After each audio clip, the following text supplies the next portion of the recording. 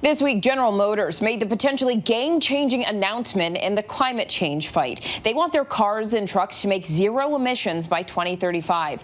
That automaker is not alone, with many nations inching closer and closer to eventually mandating it in the future. Ginger Zee has more on where the electric car technology stands.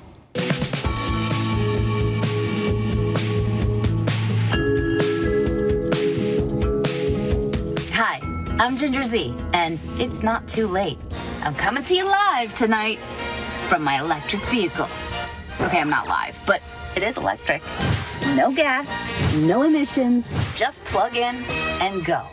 I remember being back at the Chicago Auto Show in the mid-2000s, Chevy debuting the concept car, the Chevy Volt, and thinking, yeah, it's happening. Jetsons, here we come. It's just that the market hasn't quite moved at light speed like my imagination was. Only 2% of vehicles that are on the road right now are electric. But I do think that's about to change for real.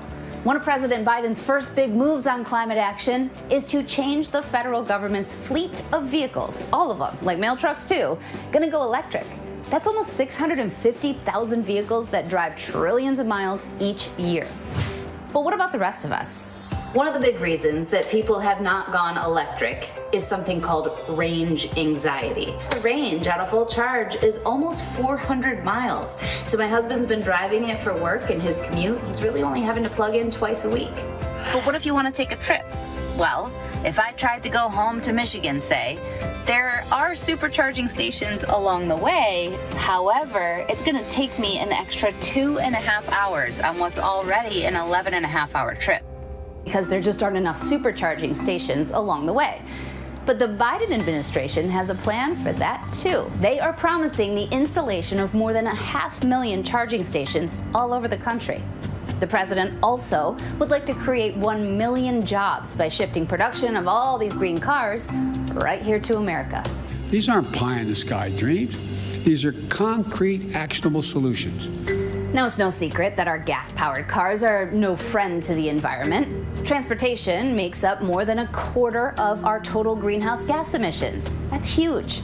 And it's more than the power grid, more than the smokestacks that you see polluting the sky.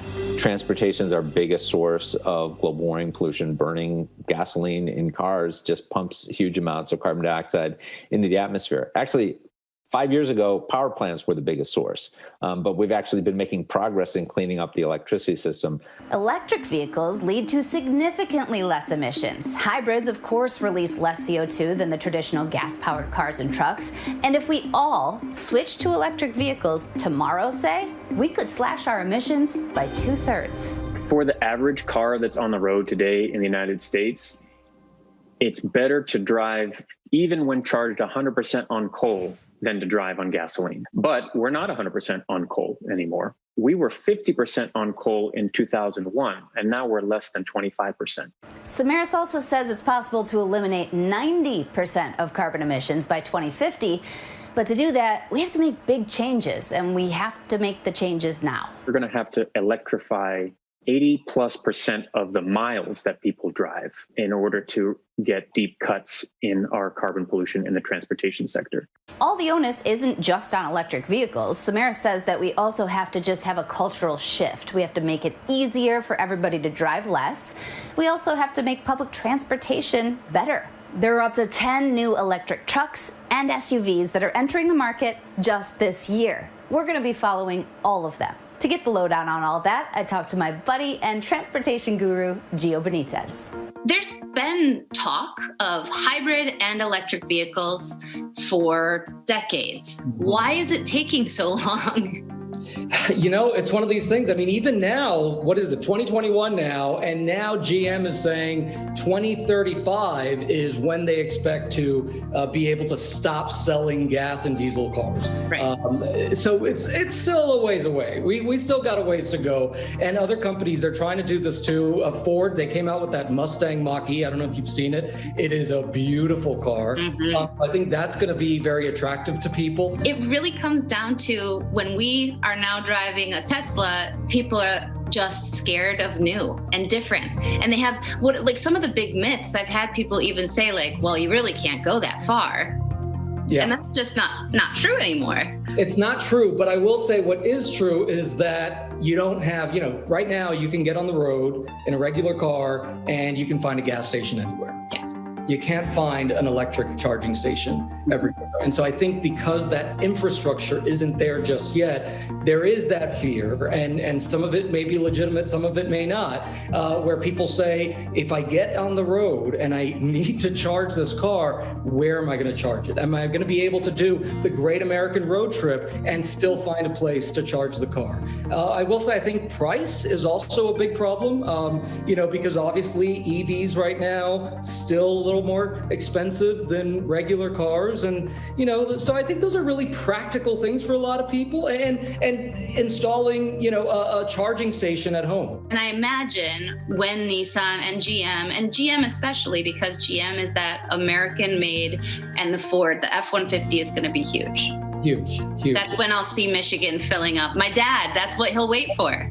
Yeah, and that speaks to, this is a truck and SUV country. And I think once we start seeing that, I think people might say, okay, this might be interesting. I think GM's move is going to be really monumental when we're looking at other automakers.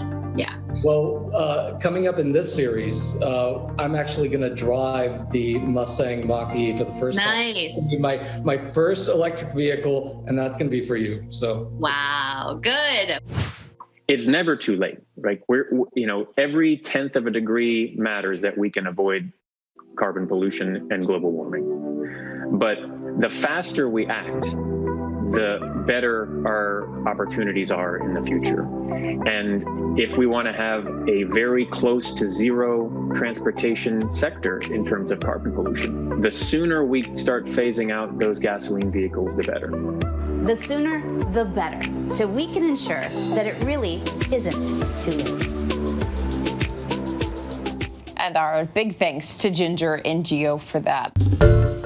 Hi, everyone. George Stephanopoulos here. Thanks for checking out the ABC News YouTube channel. If you'd like to get more videos, show highlights, and watch live event coverage, click on the right over here to subscribe to our channel. And don't forget to download the ABC News app for breaking news alerts. Thanks for watching.